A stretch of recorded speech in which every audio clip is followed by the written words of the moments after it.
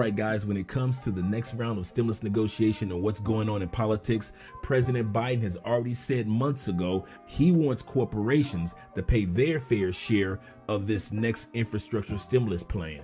And he has no problem with the corporate tax increase. We're going to talk about that, as well as companies such as McDonald's and others are giving major incentives to individuals that are job seekers. And if you stay to the end, you'll hear the details here on Mostly Money. In the description of today's video, as well as over the past couple of days, we've left the link to change.org. This is the petition that over 2.2 million people have signed that we can let Congress know that we want not only a fourth round of stimulus, but $2,000 reoccurring stimulus checks.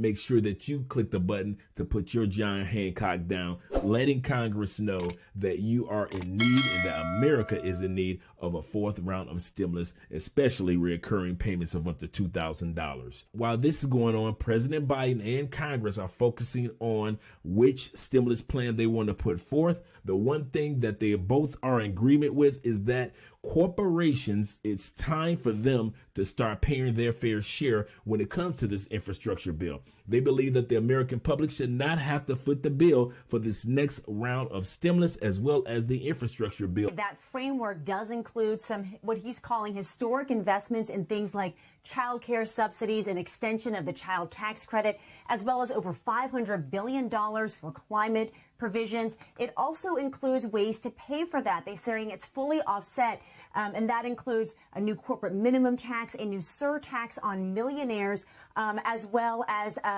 potentially a way to reform the international tax code. But it's unclear if this is going to be enough for progressives. They just got out of a meeting in which they said that they do have the votes to sink a vote on an infrastructure bill because they want an ironclad assurance that this broader package can actually pass. And as of now, the president's framework does not seem to be enough. One lawmaker said that she felt bamboozled by this. Another said, hell no, she's not voting for infrastructure legislation.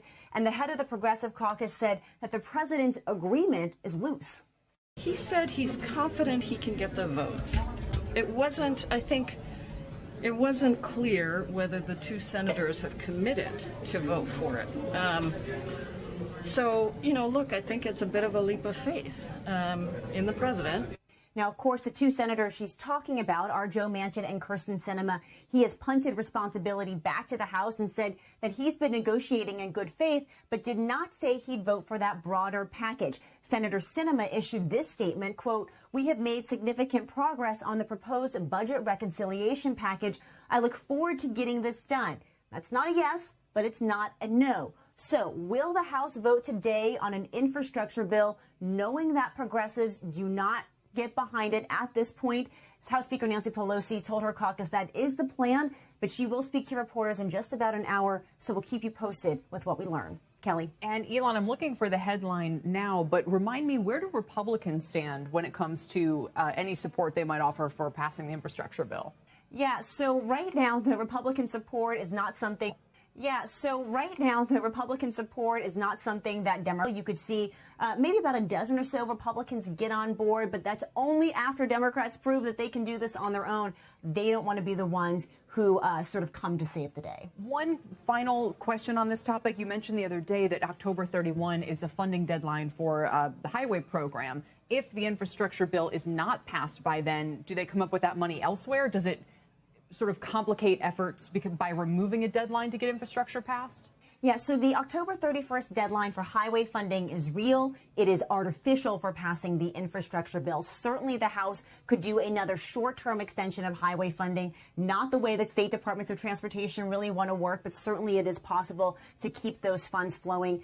But really, Democrats are trying to create urgency around this vote and get their caucus to make some tough decisions. So when it comes to paying for this infrastructure bill, the American public should not have to pay a single dime. If we're going to sit back and let corporations continue to collect our tax dollars, President Biden is correct. It's time for them to pay the pipe. Now, when it comes to you, your loved ones, and job opportunities, there are corporations out there such as McDonald's and others that are giving great incentives for individuals to come to work for them.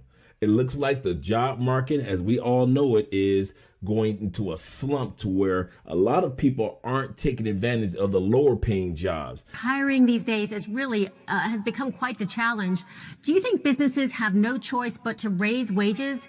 And does that wind up feeding inflation? Who winds up bearing the cost of those higher wages? I think businesses do have choices, even in a labor market that we're seeing, which is unprecedented. You have a record amount of job openings, and yet you still have 7 million workers sidelines.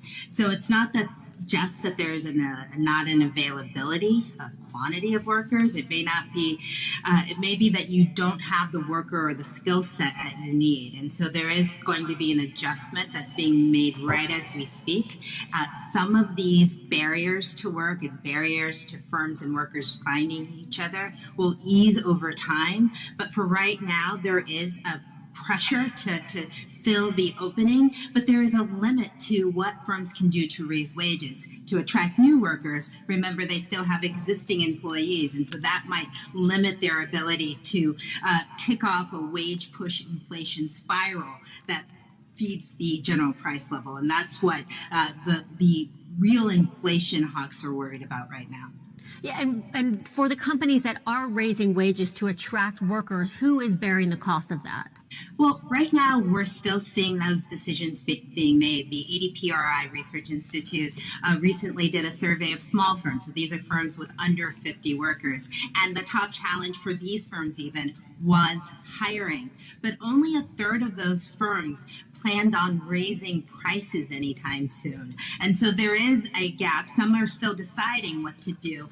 The price increases could be a way to get back revenue. So it may be tied to employee gains and an increased headcount. It may not.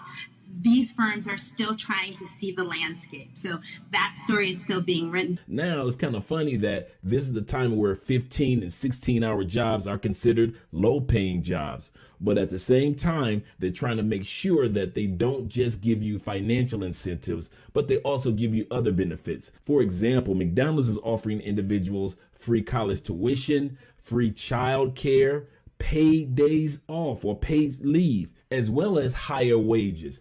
But this seems to be a trend, not only with McDonald's, but the question still remains, if there are so many jobs out there and opportunity and benefits, why aren't as many people taking advantage of it? A lot of people are opting out to take advantage of remote work. The reason why for that is a lot of families still have their young people at home and they can't afford to keep their baby or put their children in childcare. Many of us just don't want to go back and deal with the everyday traffic and the everyday ups and downs of dealing with going in and out of a job when you can just do your job in your pajamas at home. So a lot of individuals are realizing that if I got good pay and I have a remote job, I'm not about to rock the boat. I'm going to take advantage of what I've got. So when it comes to these incentives, if you're an individual out there and you're looking for job opportunities, there are companies that are hiring and looking for you right now.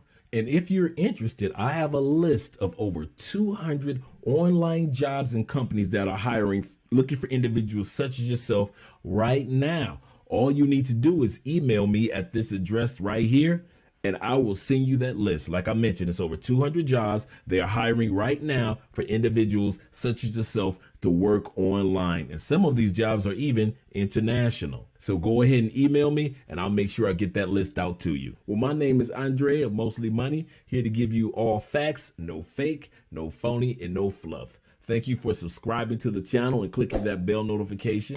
And if you have any questions, make sure that you hit us in our email or on Instagram, or even hit us on our new Facebook page that we have.